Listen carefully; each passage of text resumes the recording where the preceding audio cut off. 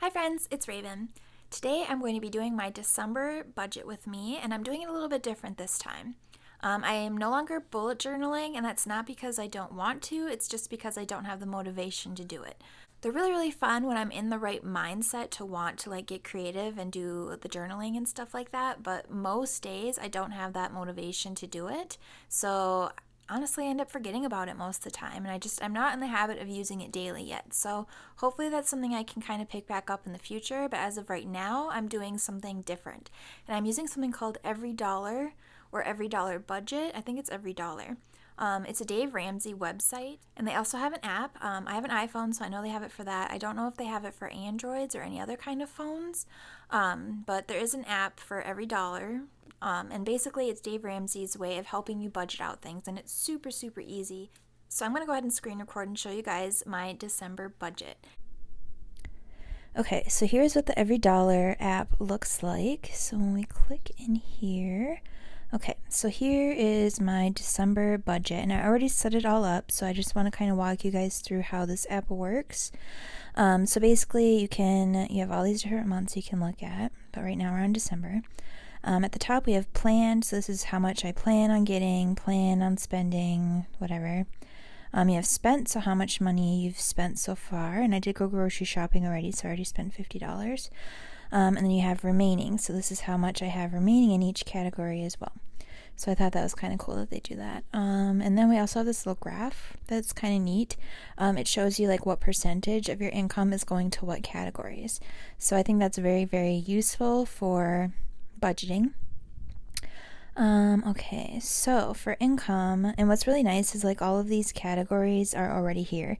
So you basically just kind of plug in what fits for you, and you can add or remove whatever you need to really customize it to what your needs are. So for my income, left over from November, I have about $500 left. I think it was technically $499.99. So I just rounded up to 500. My first paycheck, I am getting paid tomorrow already, and I have my pay stub, so I know how much I'm going to be getting. So that is that. And then I'm also getting 2 other paychecks this month, and usually I only get 2 paychecks a month, but because December is a longer month, or however the weeks work out, I ended up getting 3 paychecks this month, so that's kind of exciting. I can put it to good use, the extra bit of money. So left over 500, my first paycheck, and then I'm getting 2 paychecks around $1,100. Sometimes it's a little more, sometimes it's a little less. Paycheck number 1 here, technically I got a $20 commission or something off of that one, so that's why it's a little bit more, but it's usually 1108 or something weird, but either way, I'd like to have 1100 just as a base idea of what my paycheck will be. So savings, I'm going to put $245 to savings. We are trying to look at houses right now, so I'm trying to save up as much money as I possibly can at the moment so we can put that towards a house. But other than that, after we get a house or stop looking or whatever, all of that extra savings money is going to go towards my debt again. But for right now, I need to save any extra dollar I can. So yeah, 245 is what my plan is. If I end up getting more income based off of what my checks are, or if I have other, if I don't end up spending as much on food or whatever, then I can put it towards my emergency fund. And like I said, you can also add items. So if I wanted to add house on here or whatever, I could, but right now I'm just keeping it as emergency fund. Okay, so for housing, right now I just pay rent, which is $750, and the $1 is the processing fee or whatever. But because I'm getting a paycheck at the beginning of December and then one at the end of December, that means my first paycheck in January won't be until more towards the middle of the month. So technically, my first paycheck is going to go towards my first rent for December, and then my last paycheck is going to go towards January's rent for the first of the month. So that's why I have 2 rents on here, but other than that, usually it's only 1. Okay, so for food, I'm budgeting about $100, and that's just to kind of top up on all of the needs that I need for the rest of the year, because January I want to do like a super, super low food budget and try and use up what I have in my pantry. So yeah, so that's why I have $100 for that. Otherwise, usually that number I think is going to be a little bit lower.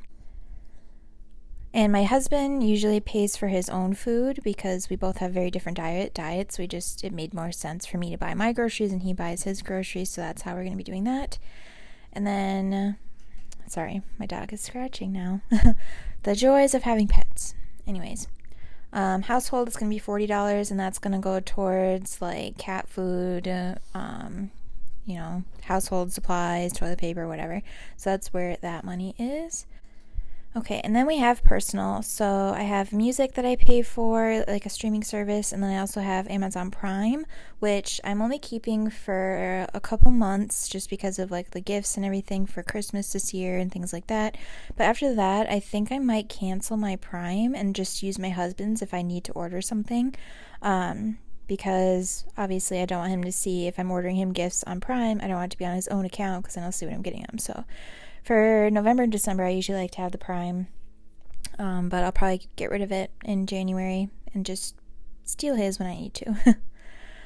Okay, I don't have anything for lifestyle or health. And insurance, I pay for dental insurance, so I do pay $38 for that. But other than that, all my other insurance is taken care of through my job.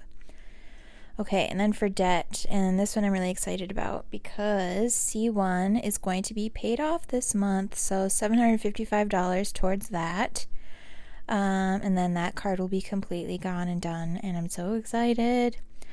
And then the US card is going to be $250. I believe the minimum on that is like $180 or something, but we usually pay $200 on it anyways, so I figured I'd put like what I usually pay towards it, which is the $200, and then an extra $50. And then my student loans, which is the SL, is $130. So I'm very excited because I'm going to be paying off one card, and then I only have the US card left and my SL card left, or my student loans. I guess it's not a card, but you know what I mean. So I'm very, very excited to at least only have one card left after this month, and that's super exciting because I'm coming down from like 4 or 5 cards. So I have made a dent in 2021, even though I kind of slacked a lot this year. I still was able to cut down my debt quite a bit. Okay, so phone is $337. That's self-explanatory. And then other pocket money. So this is where I'm going to do something kind of different because, so basically with how my brain works is doing the no spend challenge was difficult because then I felt like I was depriving myself of the things that I wanted. So from now on, moving forward, I'm going to be budgeting for some fun money. So then that way, like if I wanted to splurge on something for myself, then I don't completely feel deprived of it. It's kind of like a diet, you know, if you completely cut everything out right away, then you're going to end up wanting to splurge or indulge in more things. Versus actually like allowing yourself to have a couple cheat meals now and then or whatever. So that is going to be what the other or pocket money is. It's just kind of fun money. And then that way, like whatever I don't end up using this month, I'll roll over to the next month. So let's say I don't use it this month, then next month I'll have $100 that I can budget, and then I can get like a bigger item, or, you know, then I can kind of save up for bigger items if I wanted to. Or I can use this for like dates or whatever. And then for December, I have gifts. So next month, this category will also be gone. But so right now, I have $50 technically for December, and then $30 was left over from November's gift budget. So $80 towards gifts for Christmas and the holidays this month.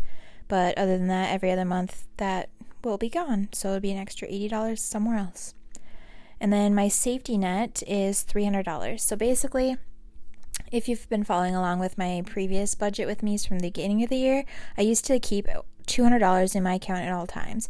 And the purpose of this app is, as you can see at the top, it says it's an everyday dollar budget, or it's an $EveryDollar budget. So let me show you what it will do. So let's say I only do $75 for gifts. So now at the top it says I have $5 left to budget. So Dave Ramsey is huge about is maxing out your budget to zero, like have it go to zero. But for me, I don't feel comfortable maxing everything out to zero. I like to have at least something in my account.